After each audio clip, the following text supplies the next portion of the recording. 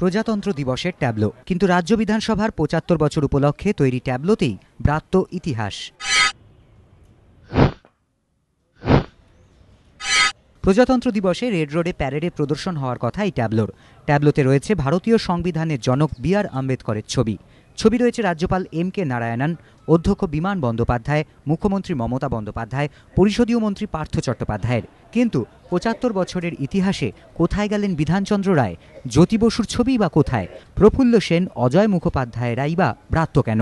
প্রজাতন্ত্র দিবসের আগে চূড়ান্ত অনুশীলনের দিনে ট্যাবলোটি প্রকাশ্যে আসতেই উঠছে প্রশ্ন। সব নামটাম বাদ দিয়ে কী করে করা যাবে?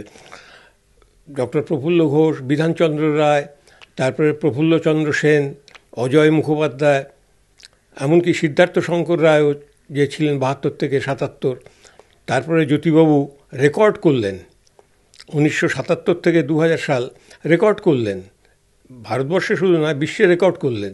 এদের সব নাম নেই বা নেই, কীভাবে তাহলে প্লাটিনাম জুবিলি, যদি এমনি প্লাটিনাম জুবিলির ইতিহাস না বলে যদি এমনি করতেন সেটা একটা হতে পারত, কিন্তু প্লাটিনাম জুবিলির ইতিহাস মানে এই ট্যাবলো, এটা বোধহয় ঠিক হয়নি।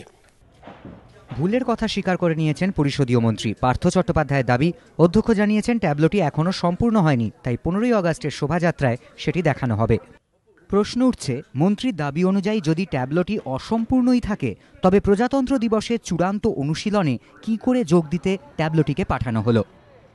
বিধানসভার প্ল্যাটিনাম জুবিলি সেলিব্রেশনকে স্মরণে রেখে তৈরি করা হয়েছিল এই ট্যাবলো।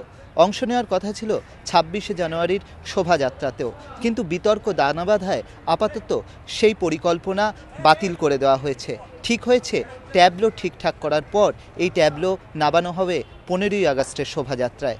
ক্যামেরায় সন্দীপ সাধুখার সঙ্গে অর্ণব মুখোপাধ্যায়, এবিপি আনন্দ, কলকাতা।